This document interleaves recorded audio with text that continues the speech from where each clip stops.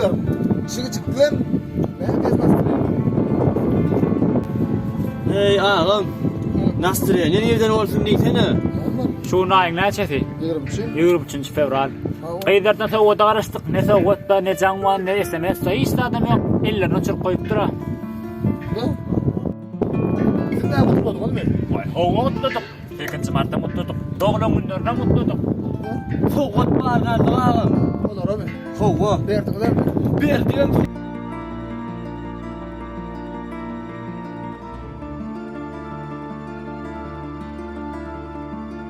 Çıkayım. Ağamma ne gamma bittiler. Arkadaşım oğlum. Şuul bir. Senin bayağı. Sana mı? Şunun ne diyeyim ağam? Sürpriz.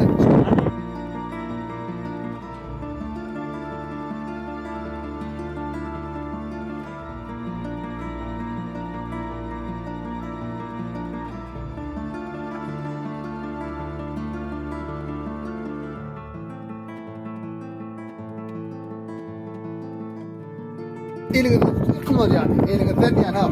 Hava yürü. Geliyor. Beri kav. Bir de var ya. Beri. Yürü. Yürü. Ağam bağda. Bu sesini inandım da. Sen soramadı ol sonra. Ay şu. Borsa da demek size borsun yani. Siz de inanma. Geliyor babamla. Kaçana söyleyin ağam. Sürpriz değil yani bu. Gelin gelin gelin. Beraber yetip çıkar yani siz. Gelin. Kulaklar korkma. Kulaklar korkma. Şu görmeyen var mı? Gelin. İsa geliyor. İyisin hadi yaxşı ol. İçine var. Gel verin oğlum. Gel verin. Etmedik mi ağam etmedik mi? Gelin. Şöyle ulluhan soğuk. Gelin gelin gelin gelin Kırıyan da gelin ağam gelin sen. gelin. Durun. Ben yettik. Gözümün açtığım. Hadi. Gözümün açtığım ne bağlandı? Ne ettik? Size ağlanından 23 fevralı bak. Sürpriz. Hayat. Arabanın yere düşürüp Sukuma birliğe yayıracağız. Gelin ana basın. Ay tamamlay diyen ne don. Şundan iyi var soğuk odalmayacağım. Senden de gör dedik. Ne? Nem yürün ya yerdeli. Bak. Alın.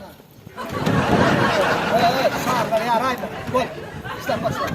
Oğlum nasıl yürümüşsün Fevralı?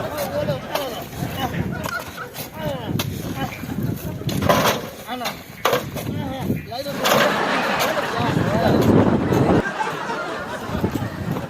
Давай.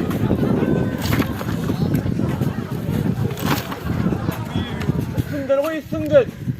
Kırazın yanında. Kaptanın takımmadı iş göreceğim. Pantolon çıdattı. Eller ne yapmıyor? Ne gülüyorsun? Kuydu.